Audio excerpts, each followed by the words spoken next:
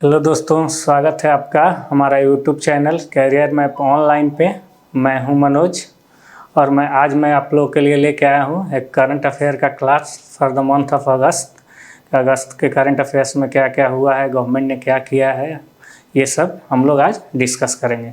तो चलिए शुरू करते हैं current affair for the month of अगस्त। सबसे पहले इसमें जो हाईलाइटेड पॉइंट होता है उसका फुल फॉर्म्स वगैरह आते हैं क्वेश्चन एग्जाम्स में। तो सबसे पहला एटसम। एटसम का फुल फॉर्म है all tribal student union of Manipur. अभी ये बहुत ही ज़्यादा हाईलाइटेड है क्योंकि सबको पता है कि मणिपुर में अभी बहुत सारा वायलेंस हुआ था क्योंकि वहाँ की दो कम्युनिटीज़ आपस में लड़ गए थे। उसमें ये स्टूडेंट्स यूनियन ऑफ मणिपुर एक मीटिंग कर रहे थे। उसी समय गवर्नमेंट ने कुछ ऐसा स्टेटमेंट दे दिया जैसे वहाँ पे बहुत ज़्यादा वायलेंस हो गया। दूसरा है UNIDO, United Nations Industrial Development Organisation. ये बहुत आता है क्वेश्चन कि यूनिडो का फुल फॉर्म क्या है या ऑब्जेक्टिव्स ऑफ यूनिडो। तो नाम से स्पष्ट है, इंडस्ट्रियल डेवलपमेंट ऑर्गेनाइजेशन। ये पूरा वर्ल्ड, ऑल ओवर वर्ल्ड में जो भी इंडस्ट्री से रिलेटेड काम होता है कि कोई कंपनी किस कंट्री में है, दूसरे कंट्री में जाके उसको कैसे काम करना है, नहीं करना है, जाना है तो किस पर्पज से जाना है, फिर परमिशन किससे लेना है, उसका लाइसेंसिंग क्या होगा, ये सब काम जो है ये देखता है यूनिडो। नेक्स्ट है POCSO act, protection of children from sexual offences act. ये नया एक एक्ट बना है 2013 में। ये माइनर चिल्ड्रेन को सेक्सुअल ऑफेंसेस से बचाने के लिए 2013 में एक दिल्ली में, शायद आप लोग को याद होगा, तो निर्भया कांड हुआ था। उस समय माइनर चाइल्ड जो थे बहुत सारे उस ऑफेंस में शामिल थे, उनको लेकर के ये नया बनाया गया एक सेक्सुअल ऑफेंसेस से माइनर चाइल्ड को बचाने के लिए। नेक्स्ट है IRDAI, insurance regulatory and development authority of India.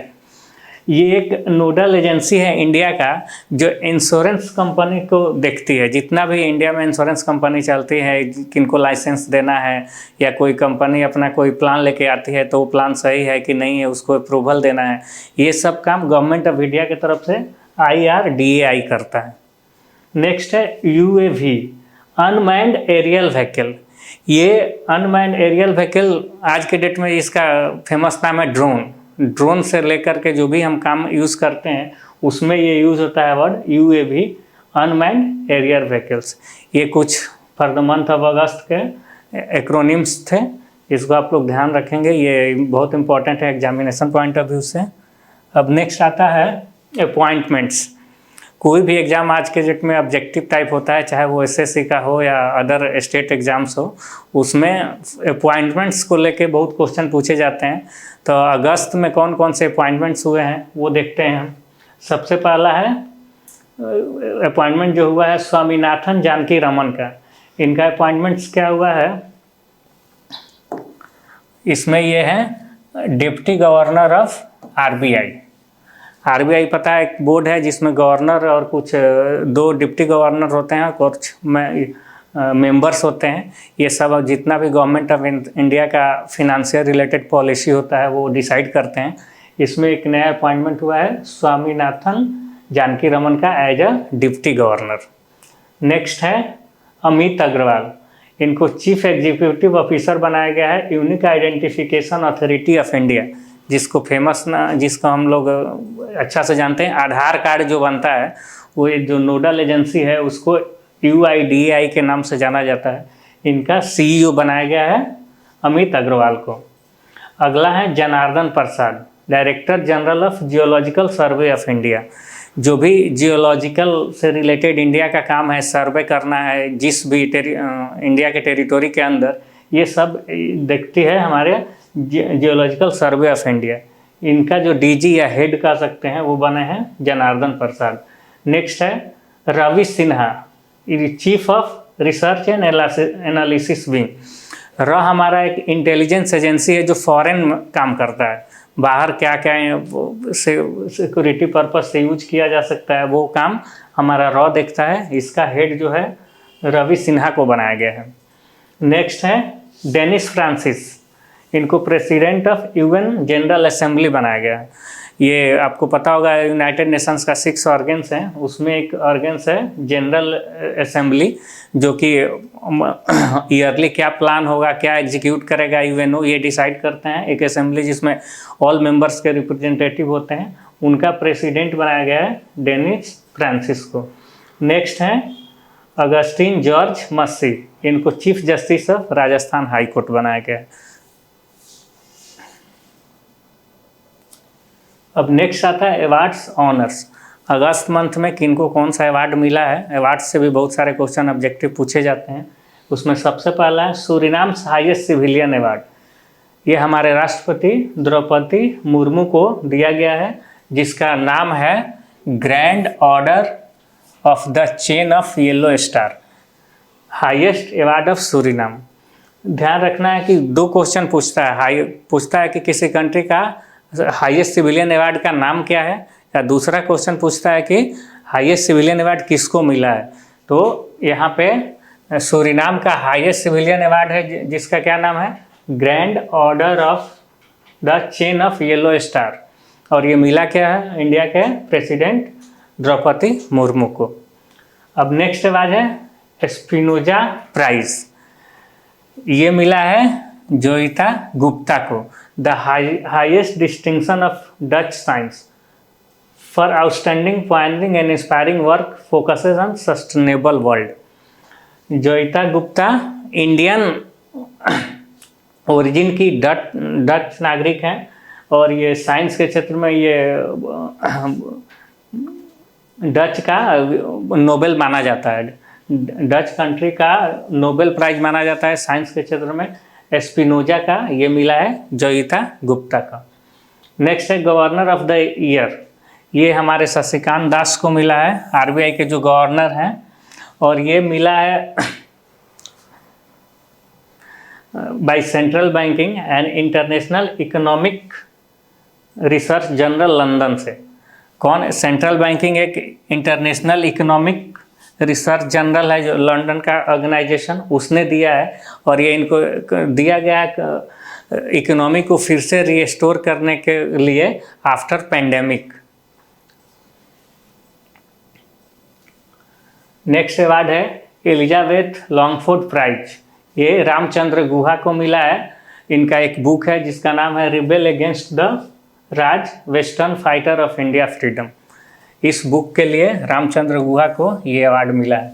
ध्यान रखना है कि जो भी ऑथर और बुक से रिलेटेड अवार्ड होता है, उसमें बुक्स का नाम भी पूछता है कि रामचंद्र गुहा को किस बुक के लिए एलिजाबेथ लॉन्गफोर्ड प्राइज मिला है, तो वहाँ पे आंसर करना होगा rebels against the Raj, western fighter for India. दूसरा क्वेश्चन इसमें पूछ सकता है कि किसको मिला एलिजाबेथ लॉन्गफोर्ड प्राइज, वो जस्ट रामचंद्र गुहा। नेक्स्ट है स्क्रिप्ट नेशनल स्पेलिंग बी, एक स्पेल बी होता है जो स्टेट लेवल पे होता है, डिस्ट्रिक्ट लेवल पे होता है, नेशनल लेवल पे होता है। इस साल स्क्रिप्ट नेशनल स्पेल बी का अवार्ड जो है वो देव शाह को मिला है। नेक्स्ट है Gandhi Peace Prize 2021, Gita Press Gorakhpur को मिला है। ऐसे गीता प्रेस इंडिया में बहुत सारे जगह पे है, और ये फेमस है world's largest publisher of Hindu religious book text. Hindu religious book जितना भी है उसका सबसे लार्जेस्ट प्रोड्यूसर है गीता प्रेस। इसमें से जो गोरखपुर का ब्रांच है उसको मिला है इस बार का गांधी पीस प्राइज 2021। नेक्स्ट है PM receives highest Egyptian state honour Order of the Nile award. अभी मैंने पहले भी बताया कि किसी का हाईएस्ट सिविलियन अवार्ड पूछता है तो उस हाईएस्ट सिविलियन अवार्ड का नाम क्या है या किसको मिला है। तो यहाँ पे इजिप्ट का हाईएस्ट सिविलियन अवार्ड का नाम क्या है, ऑर्डर ऑफ द नाइल, और ये मिला क्या है हमारे पीएम नरेंद्र मोदी को। नेक्स्ट आता है डिफेंस। अगस्त मंथ में डिफेंस में क्या क्या हुआ है, ये सब कौन सा एक्सरसाइज मेनली डिफेंस में आता है कि कोई एक्सरसाइज हुआ है तो उस एक्सरसाइज का नाम क्या है, या वो आर्मी का एक्सरसाइज है कि एयरफोर्स का एक्सरसाइज है या नेवी का मेरीन एक्सरसाइज है, उसके बाद पूछता है किस कंट्री में हुआ है। ये 3-4 क्वेश्चन डिफेंस से रिलेटेड आते हैं। उसमें पहला है एक्स खान क्वेस्ट 2023। ये एक मल्टीलैटरल मिलिट्री एक्सरसाइज है। ध्यान देना है कि ये मिलिट्री का एक्सरसाइज है जिसका नाम क्या है, एक्स खान क्वेस्ट 2023। ये Mongolia armed forces and US army Pacific command, ये दोनों मिल के ये कराए हैं। कहाँ पे? मंगोलिया में। क्वेश्चन क्या पूछता है कि एक्सरसाइज का नाम क्या है, या कौन सा एक्सरसाइज है, मिलिट्री एक्सरसाइज है या एयरफोर्स का है या मैरीटाइम एक्सरसाइज है, और किस कंट्री में हुआ है। तो यहाँ पे मिलिट्री एक्सरसाइज है, मंगोलिया में हुआ है। करवाया किसने है? Mongolian armed forces and US army मिल करके। ठीक है, इस एक्सरसाइज का नाम क्या है? Ex Khaan quest 2023। अब नेक्स्ट है Indus X 2023। Indus is India US का एक डिफेंस एक्सेलरेशन इकोसिस्टम है। अच्छा, एक चीज़ ध्यान रखना है यहाँ, इंडस एक्स ये पहला इस तरह का लॉन्च किया गया है एक्सरसाइज जिसमें स्किल को एक्सचेंज करना है। इसमें कुछ भी ऐसा नहीं किया गया कि कौन सा एयरफोर्स और ड्रिल सिस्टम कुछ नहीं आया कि जाके प्रैक्टिस करना है लड़ाई का कि कैसे करना है। इसमें टेक्नोलॉजी एक्सचेंज करने की बात की गई है कि इंडिया के पास जो भी टेक्नोलॉजी यूज़ होता है डिफेंस सेक्टर में, उसमें क्या ऐसा है जो यूएस के पास नहीं है, तो एक्सचेंज करेंगे। यूएस के पास कुछ ऐसा क्या है स्किल डिफेंस का जो हमारे टेक्नोलॉजी में नहीं है, हम लोग यूज़ करेंगे। इसका नाम दिया गया है इंडस एक्स 2023। नेक्स्ट है एयर डिफेंडर ऑफ नोटा 2023। ये जर्मनी में हुआ है 12 जून टू 2 जुलाई। ये एक लार्जेस्ट डिप्लॉयमेंट एक्सरसाइज था in the history of NATO. अभी तक नाटो का जितना भी एक्सरसाइज हुआ है इसमें सबसे लार्जेस्ट है। इसका मेन पॉइंट यही है कि वो क्वेश्चन आ सकता है कि लार्जेस्ट एक्सरसाइज ऑफ नाटो, तो उसका नाम है एयर डिफेंडर ऑफ नाटो 2023 और ये जर्मनी में हुआ है।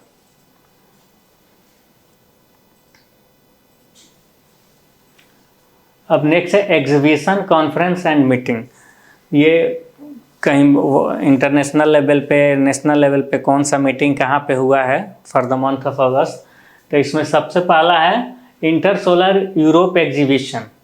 ये म्यूनिक जर्मनी में हुआ 14 to 16 जून को।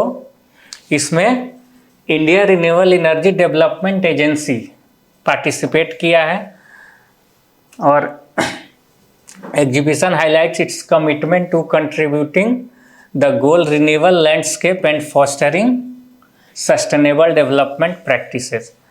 एक एग्जीबिशन जो म्यूनिक जर्मनी में हुआ है जिसका नाम है इंटर सोलर यूरोप एग्जीबिशन। इसमें इंडिया के तरफ से पार्टिसिपेट किया है India Renewable Energy Development agency. और इन लोगों ने बताया है कि हम रिन्यूएबल एनर्जी के लिए क्या क्या कर रहे हैं जिससे इंडिया को भी बेनिफिट हो और वर्ल्ड लेवल पे इंटरनेशनल कम्युनिटी को भी बेनिफिट हो। नेक्स्ट है annual meeting of international commission on large dam. ये एक बहुत ही इम्पोर्टेंट एक्सरसाइज था, ये मीटिंग था जो गुटेनबर्ग स्वीडन में हुआ है। ये स्पेशली इसलिए हुआ है, अभी लास्ट ईयर आप लोग देखे होंगे तो बहुत सारा वेव्स और डिजास्टर आया है, यूरोप में भी आया है। यूरोप में आइस वेव आ गया था और बहुत ज़्यादा गर्मी वगैरह वहाँ पड़ा था। तो इस चलते जो पुराना जो भी डैम्स हैं वो क्रैक आ गया, किसी में कोई डैमेज हो गया।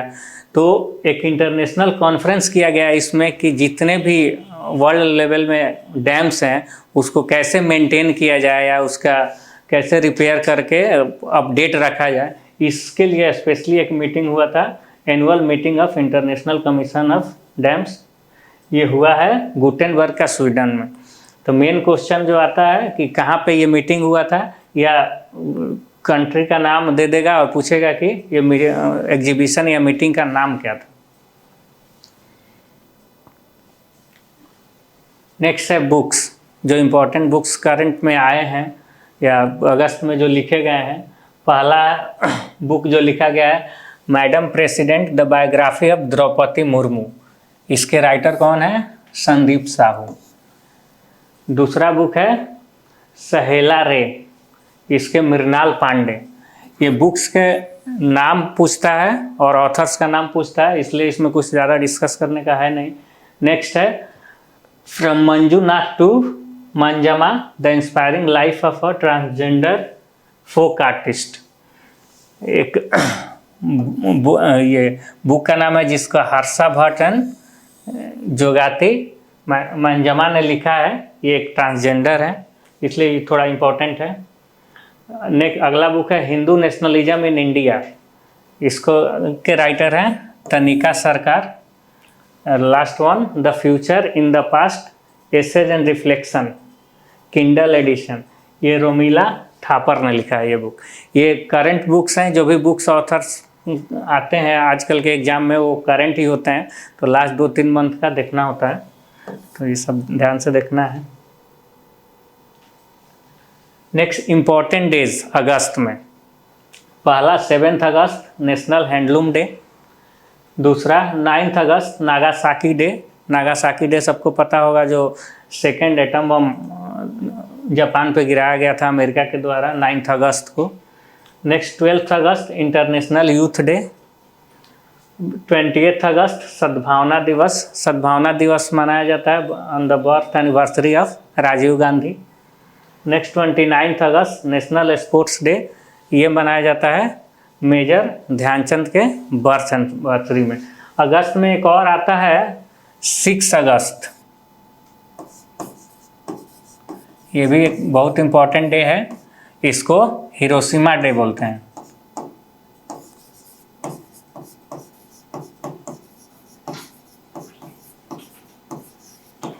दुनिया का सबसे पहला एटम बम जो गिरा था वो हिरोशिमा में 6 अगस्त को गिराया गया था अमेरिका के द्वारा, इसलिए इसको हिरोशिमा डे मनाते हैं 6 अगस्त को। तो ये अगस्त के कुछ इम्पोर्टेंट डे हैं जो हमेशा एग्जाम में पूछते हैं, इसको ध्यान रखेंगे। अब नेक्स्ट है स्पोर्ट्स। स्पोर्ट्स में क्या क्या हुआ है अगस्त में? सबसे पहला आईसीसी वर्ल्ड टेस्ट चैम्पियनशिप, ये इसका विनर जो था ऑस्ट्रेलिया था, इंडिया इसका रनरअप था, और ये ओवल मैदान लंदन में हुआ है।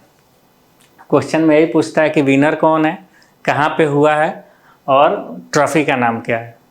नेक्स्ट है फुटबॉल एसोसिएशन चैलेंज कप, जिसको का फेमस नाम एफए कप है, ये किसने जीता है? तो मैनचेस्टर सिटी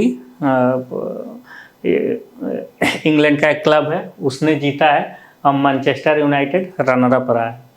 नेक्स्ट है UEFA cup, union of European football association जिसको बोलते हैं, चैंपियंस लीग किसने जीता है? तो ये भी मैनचेस्टर सिटी ने जीता है।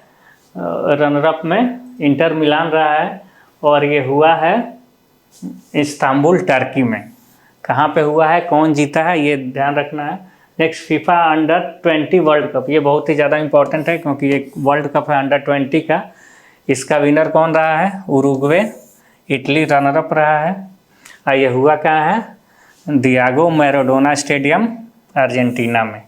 ठीक है, ध्यान रखना है। ये फीफा वर्ल्ड कप 2023 अंडर-20 ये उरुग्वे ने जीता है, इटली रनरअप रहा है, और अर्जेंटीना में ये हुआ।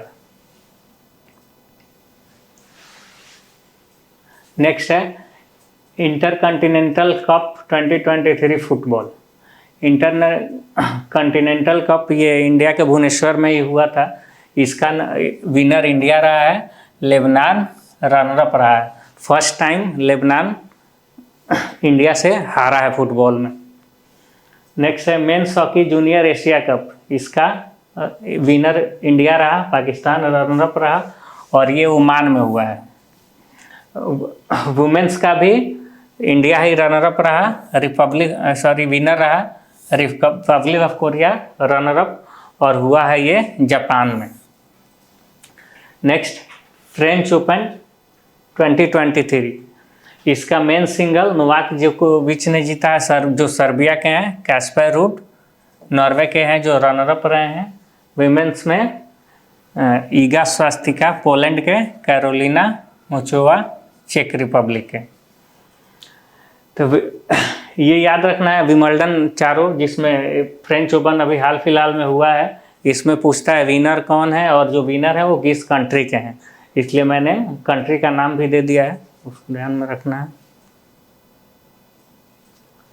नेक्स्ट है विंबलडन ओपन। विंबलडन ओपन का विनर जो है मेन सिंगल्स का अल्कारेज गार्सिया स्पेन के जो हैं, और रनरअप यहाँ पे रहे हैं सर्बिया के नोवाक जोकोविच। अब वुमेन्स में विनर रहे हैं मार्केटा वेंड्रोसोवा जो चेक रिपब्लिक के हैं, और ओन्स जिबोर जो ट्यूनिशिया के हैं, रनरअप रहे हैं।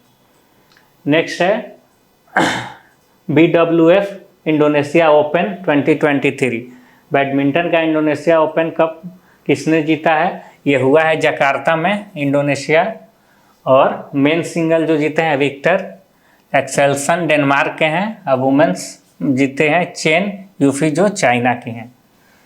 ये मेंस विनर और वुमेन्स विनर और कहाँ पे हुआ है ये याद रखना है। कोई भी ट्रॉफी का यही 3 में से एक क्वेश्चन पूछता है। नेक्स्ट है स्क्वैश वर्ल्ड कप 2023। ये कहाँ हुआ है? चेन्नई इंडिया में। इसका विनर इजिप्ट रहा है, रनरअप मलेशिया रहा है। अब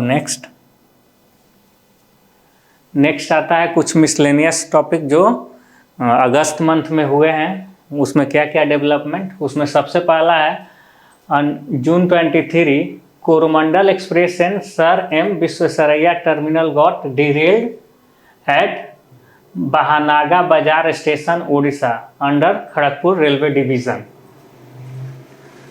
तो अभी सबको पता है कोरोमंडल और एम विश्वेश्वरैया ट्रेन जो थी वो डिरेल हो गई थी। कहाँ पे? उड़ीसा में, डिस्ट्रिक्ट बालासोर पड़ता है और ये डिवीज़न जो है खड़गपुर डिवीज़न में आता है। इससे रिलेटेड 2 चीज़ का बहुत चर्चा चला था इसमें। एक था कवच सिस्टम। अब कवच सिस्टम क्या है? ये indigenous develop traffic collision avoidance system है। Traffic collision avoidance systems it helps to wage communication between the station master and loco pilot to convey any emergency message. Kavach system आजकल चल रहा है रेलवे में, सिक्योरिटी पर्पस से use किया जा रहा है कि कोई भी ऐसा इमरजेंसी सिचुएशन आता है तो स्टेशन मास्टर और लोको पायलट ये दोनों आपस में कम्युनिकेट कर सकते हैं कि यहाँ पे कोई इमरजेंसी है। ऐसे नॉर्मली क्या होता है कि कुछ भी कम्युनिकेशन करना होता है तो गुड्स गार्ड के थ्रू स्टेशन मास्टर कम्युनिकेट करते हैं, लेकिन इमरजेंसी केस में कवच सिस्टम के थ्रू वो डायरेक्ट लोको पायलट से कम्युनिकेट कर सकते हैं। अब इसमें एक आया है टर्म ट्रैफिक कोलिशन अवॉइडमेंट सिस्टम। ये क्या है? इसको मैंने थोड़ा सा ब्रीफ किया है। A set of electronic devices which are installed with equipment on board the locomotive as well as railway track which initiates the automatic braking system and halts the locomotives 380 meter apart। कोई भी emergency हो तो एक ये ऐसा system है, ऐसा equipment इसमें लगा हुआ है कि ये ट्रैक पे इन ब्रेकिंग सिस्टम को इनिशिएट कर देता है और ऑटोमेटिक करता है। ये कोशिश करता है कि 380 मीटर्स के पहले ही उसको रोक दिया जाए। तो ये जो डिरेल सिस्टम हुआ है, ये दोनों ट्रेन में कवच सिस्टम नहीं था, तो माना जा रहा है कि कवच सिस्टम नहीं होने की वजह से ये डिरेल हुआ था ट्रेन। अब नेक्स्ट है इसमें 19 जून 2023 को Vietnam took indigenous built service missile corvette INS Kirpan as a gift from India. Vietnam को एक मिसाइल दिया गया इंडिया की तरफ से एज ए गिफ्ट, जिसका नाम है कॉर्विट INS कृपान। तो इसमें जो क्वेश्चन आएगा कि कौन सा मिसाइल दिया गया है, किस कंट्री को एज ए गिफ्ट दिया गया है और कौन कंट्री दिया है। तो इंडिया दिया है किसको? वियतनाम को। कौन सा मिसाइल दिया है? कॉर्विट INS कृपान। ये इसमें ध्यान देना है। नेक्स्ट है India flag the first international cruise vessel which will travel around 1400 kilometre distance from Chennai to Sri Lanka with the launching of India's first international cruise vessel. India has entered the new age of cruise tourism and maritime trade in the country. अभी तक जो भी cruise vessels India use करता था थोड़ा बहुत, वो between Mumbai to Goa, Goa to Visakhapatnam ये करता था। फर्स्ट टाइम ये इंटरनेशनली किया है। इसमें टूर पैकेज है, 2 दिन 4 दिन का पैकेज लिया जा सकता है, टूर किया जा सकता है। तो क्वेश्चन आता है कि फर्स्ट टाइम जो किया इंटरनेशनल क्रूज वेसल वो कहाँ से कहाँ गया, तो चेन्नई से श्रीलंका ले जाया गया है, अराउंड 1400 किलोमीटर। ठीक है। नेक्स्ट है, government of India rename the Nehru memorial museum and library society erstwhile known as त्रिमूर्ति भवन to commemorate the Jodhpur, Hyderabad and Mysore Lancers as Prime Minister's Museum Library Society. Next government of India जो किया है वो क्या किया है कि the Nehru memorial museum and library system जो दिल्ली में है उसका रीनेम करके उसका नाम कर दिया prime ministers museum and library society. ठीक है।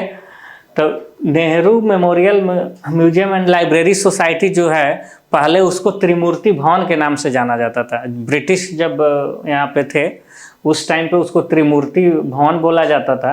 क्यों बोला जाता था कि जो भी वो first world war, second world war में जोधपुर, हैदराबाद और मैसूर से जो लोग आके लड़े थे उनका जो भी ये था मेमोरी था या जो भी उनका थिंग्स था वो सब इस जगह पे त्रिमूर्ति भवन में रखा हुआ था। उसी को बाद में जब इंडिया फ्री हुआ तो ये प्राइम मिनिस्टर जवाहरलाल नेहरू को रहने के लिए वो त्रिमूर्ति भवन दे दिया गया। और जब नेहरू का एक्सपायर कर गए तब गवर्नमेंट ऑफ इंडिया ने उसी बिल्डिंग को बना दिया the Nehru memorial museum and library society. आज के डेट में गवर्नमेंट ऑफ इंडिया ने उसी बिल्डिंग को रीनेम करके फिर से कर दिया है prime ministers museum and library society.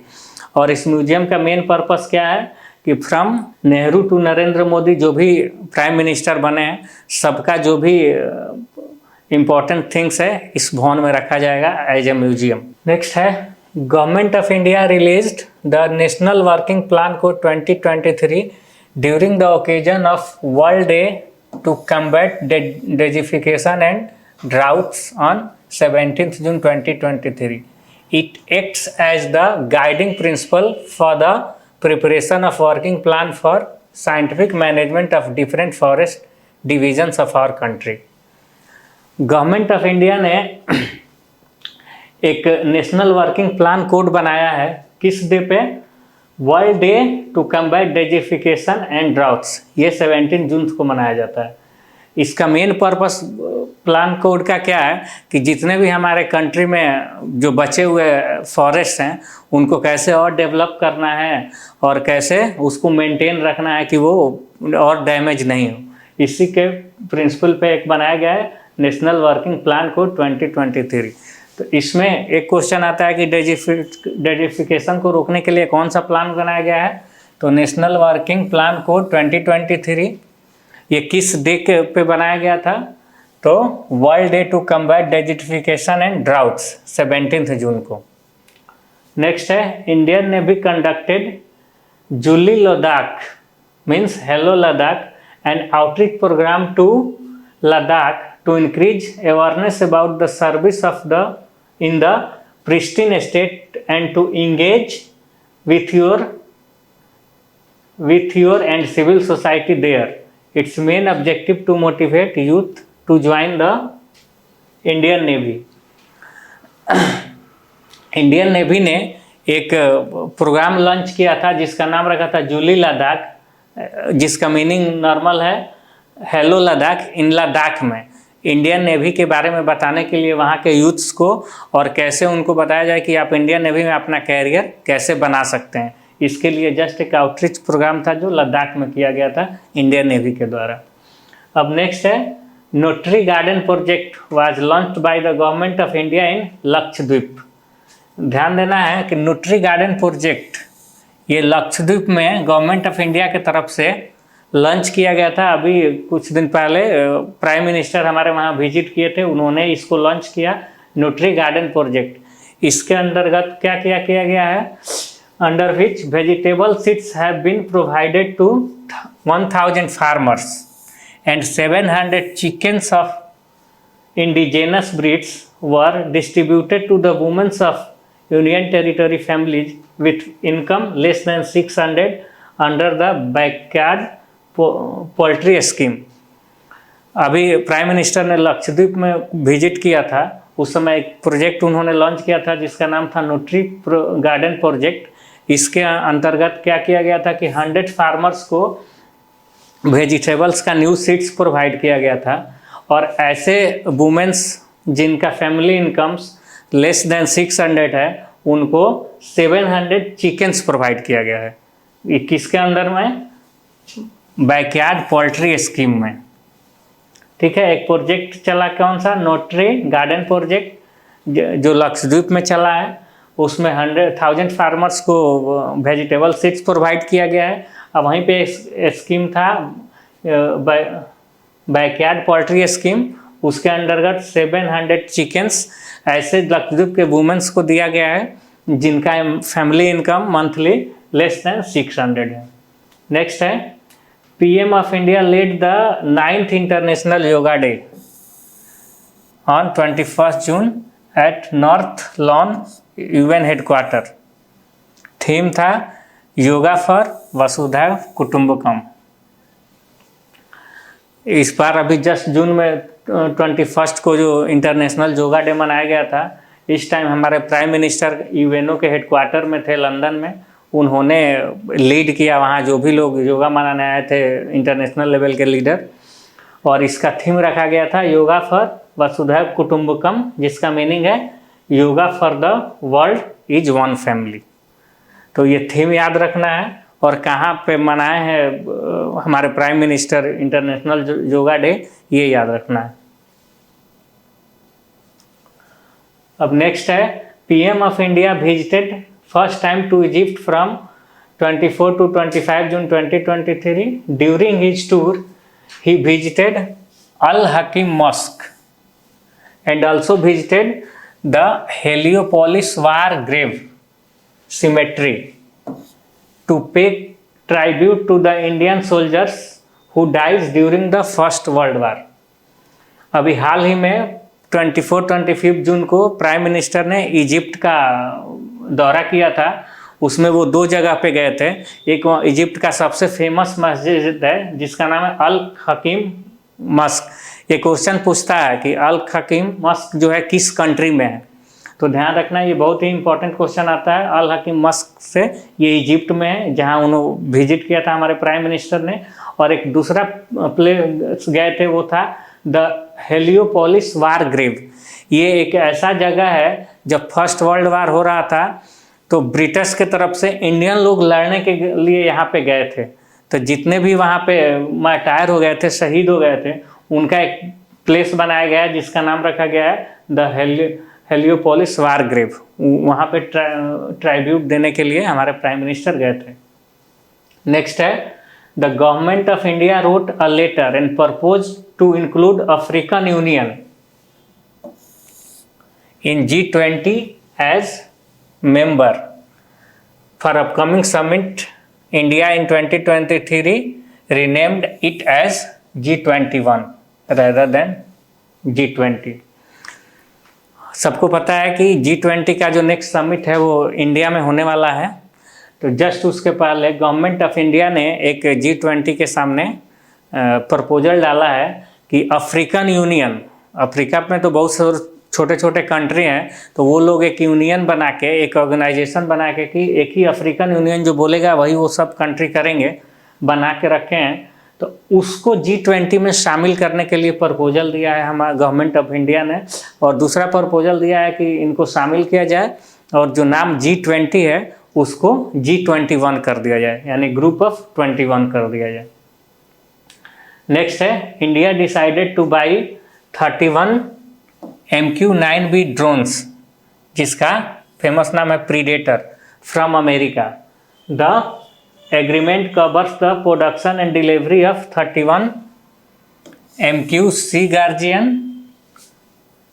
and 16 MQ Sky Guardian drones.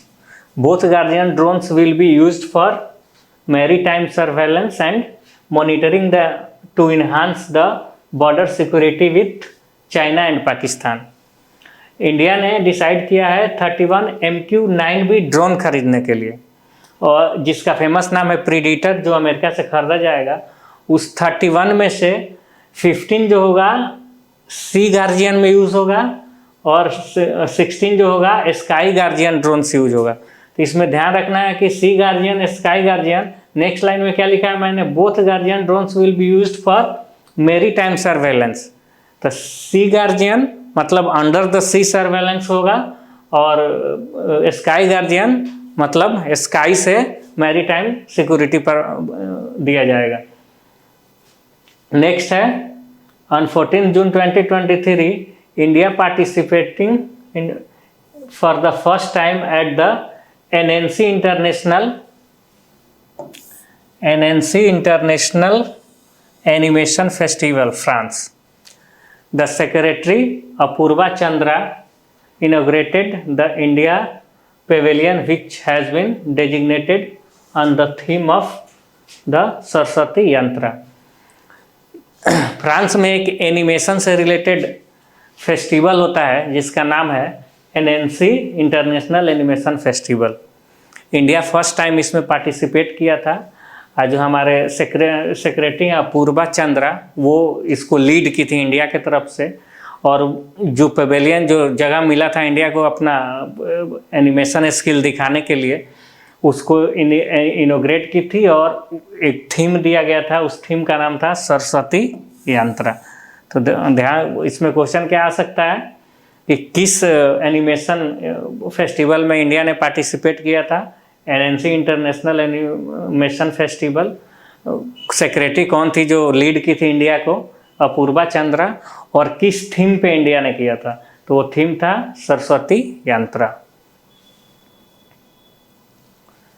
Next है, national training centre for food safety and standard authority of India, जिसको FSSAI बोलते हैं, inaugurated in Ghaziabad on 31st May 2023. It is aimed at providing structure, instruction, practice and learning experience to bridge the gap between existing knowledge skill and desired knowledge skill in the field of food safety and standards.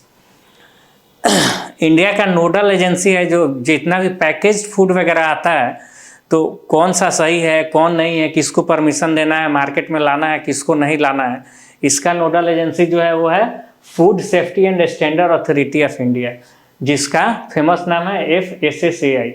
इसने एक अपना नया training centre Ghaziabad में खोला है। तो question क्या आता है कि FSSAI ने अपना नया ट्रेनिंग सेंटर कहाँ खोला है, गाजियाबाद में खोला है। इसका मेन पर्पस क्या है कि अभी जो एग्जिस्टिंग स्किल है फूड सिक्योरिटी को चेक करने का, और जो डिजायर्ड है, क्योंकि जैसे जैसे खाने का पीने का तरीका बढ़ रहा है वैसे वैसे बीमारी भी बढ़ रही है, तो किस तरह का सिक्योरिटी देना है फूड में, तो जो डिजायर्ड है और जो एग्जिस्टिंग है उसका जो गैप हो गया है उसको कम करने का मेन इसका मोटिव यही है। नेक्स्ट है the global liveability index 2023 by the Economist intelligence unit declared Vienna Austria as the most liveable city in the world, Copenhagen Denmark second, Sydney third. एक NGO है इंटरनेशनल लेवल पे काम करता है जिसका नाम है इकोनॉमिक्स इंटेलिजेंस यूनिट। इसने एक इंडेक्स दिया है द ग्लोबल लाइवेबिलिटी इंडेक्स 2023 कि कौन कौन ऐसा सिटी है जो सबसे अच्छा रहने लायक है, मतलब बेसिक नीड्स जो भी स्ट्रक्चर रिक्वायरमेंट है एक बेसिक लाइफ जीने के लिए, उसके लिए कौन सिटी सबसे परफेक्ट है। तो उसमें फर्स्ट रैंक दिया गया है वियना ऑस्ट्रिया को, सेकंड रैंक कोपेनहेगन डेनमार्क को, और थर्ड रैंक दिया गया है सिडनी को, जो सबसे अच्छे रहने लायक हैं। किसके द्वारा? इकोनॉमिस्ट इंटेलिजेंस यूनिट के द्वारा। नेक्स्ट है Haryana government announced a monthly pension of ₹10,000 for the Padma Shri Bhushan awardees of the state. Government also announced a free travel facility in the Volvo bus service of the state government for them. अभी हाल ही में Haryana government ने एक announcement किया है कि हरियाणा के जो भी सिटीजन्स हैं जिन्होंने कोई भी पद्म अवार्ड लिया है, चाहे वो पद्म श्री लिया हो, पद्म भूषण लिया हो या पद्म विभूषण लिया हो, उनको मंथली 10,000 पेंशन दिया जाएगा और उनको पूरा स्टेट में कहीं भी आने जाने के लिए फ्री सर्विस दी जाएगी। जो वोल्वो बस सर्विस है हरियाणा का, उसमें वो इसके साथ वो एक आदमी को लेके भी जा सकते हैं अपने साथ। ये दिया गया है हरियाणा गवर्नमेंट की तरफ से। तो इसमें क्या क्वेश्चन आ सकता है कि हरियाणा गवर्नमेंट ने जो एक स्कीम लाया है पद्मा अवार्डी के लिए, वो कितने पेंशन कितने अमाउंट का है? तो 10,000 का है। और दूसरा क्या फैसिलिटी प्रोवाइड किया है कि वोल्वो बस सर्विस वो लोग यूज़ कर सकते हैं। नेक्स्ट है Kerala on the 5th June became the first state to have its own broadband service name KFone. It is an initiative launched by Kerala government to improve internet accessibility to the people. It aims to end the digital divide by ensuring internet access for all. Kerala India का पहला ऐसा state बना है जिसका अपना broadband सेवा start किया है, जिसका नाम रखा है KFone, मतलब केरला फाइबर ऑप्टिक नेटवर्क। इसका अपना खुद का है और ये स्टार्ट किया गया है। मेन मोटिव क्या है कि फ्रॉम विलेज टू कैपिटल सबको डिजिटल में जोड़ना है। जितना भी डिपार्टमेंट है सब डिजिटली काम करेगा। इसमें मेन क्वेश्चन जो आता है कि फर्स्ट स्टेट का नाम बताइए जिसका अपना ब्रॉडबैंड है, तो वो केरला है। उस ब्रॉडबैंड का नाम क्या है? तो KFone। नेक्स्ट है Kerala became India's first fully e govern state as e-office system had already been implemented in the secretariat, district collectorates, commissionerates and directorates. Kerala एक और अचीवमेंट किया है कि जितना भी उसका ऑफिस है up to district level, district state secretariat level तक सबको ई ऑफिस कर दिया है। मतलब क्या, सब काम ऑनलाइन हो रहा है, डिजिटली हो रहा है। ये ऐसा fully e govern first state बना है। नेक्स्ट है Orissa government announce a new initiative Mo Ghara, जिसका मीनिंग है my home, a credit linked housing scheme for rural poor in the state. It aimed to convert all kutcha houses into pucca ones. Kerala government ने एक scheme लाया है जिसका नाम है मोघारा, माई होम. इसका मेन पर्पस क्या है कि जो भी पुअर फैमिली है स्टेट का, उस सबका जो भी कच्चा हाउस है उसको पक्का हाउस बनाना है. तो ध्यान देना है कि गवर्नमेंट ऑफ इंडिया और स्टेट गवर्नमेंट का मिला करके भी एक स्कीम चल रहा है इंदिरा आवास करके. उसमें क्या होता है कि फैमिली को पैसा दे दिया जाता है घर बनाने के लिए. फैमिली बना रहा है, कितना बना रहा है वो उससे मतलब नहीं होता है. इसमें क्या है कि पैसा नहीं देना है, जिसका भी कच्चा हाउस है उसको पक्का खुद से बनाना है. गवर्नमेंट अपने तरफ से बनाएगी इसको. इसका मेन इनिशिएटिव का नाम क्या है, मोघारा. तो इसमें जो क्वेश्चन आएगा कि कच्चा मकान टू पक्का मकान बनाने के लिए जो उड़ीसा ने स्कीम चलाया है उस स्कीम का नाम क्या है, तो ध्यान रखना है मोघारा या माई होम. नेक्स्ट है Telangana emerges at the top rank state in terms of overall environmental performance released by Center for Science and Environment on the ranking of the Indian state based on 4 criteria: environment, agriculture, public health and infrastructure. Overall environment performance में Telangana top किया है, या ये release किया जाता है centre of science and environment के तरफ से. इसमें 4 क्राइटेरिया रखा गया है कि किसी भी स्टेट में का इन्वायरमेंट कितना मेंटेन है, एग्रीकल्चर किस तरह से होता है, कितना ग्रीन कम से कम फर्टिलाइजर से यूज़ किया जाता है, पब्लिक हेल्थ का कंडीशन क्या है और इंफ्रास्ट्रक्चर, ये चारों क्राइटेरिया को लेकर के तब ओवरऑल इन्वायरमेंटल परफॉर्मेंस देखा जाता है किसी स्टेट का, उसमें के तेलंगाना ने टॉप किया है। नेक्स्ट है UP government launch the Nand Baba milk mission scheme to provide milk producer the facility of selling their milk at a reasonable price in the villages through dairy cooperative societies. UP government ने एक scheme launch किया है milk man लोगों के लिए कि वो अपना मिल्क जो है कहाँ पे बेचेंगे तो उनको रीजनेबल या सही प्राइस मिलेगा। उस स्कीम का नाम क्या दिया गया है, नंद बाबा मिल्क मिशन स्कीम। और ये मिल्क किसके थ्रू बेचना है, जो स्टेट में डेयरी कोऑपरेटिव सोसाइटीज़ हैं उनके थ्रू। डेयरी कोऑपरेटिव सोसाइटीज़ के थ्रू बेचेंगे तो एक अच्छा प्राइस मिलेगा। और इस मिशन का नाम क्या दिया गया है, नंद बाबा मिल्क मिशन स्कीम। इसी के साथ अपना समअप करते हैं हम, और वीडियो अच्छा लगा हो तो लाइक और सब्सक्राइब करना ना भूलें। Thank you.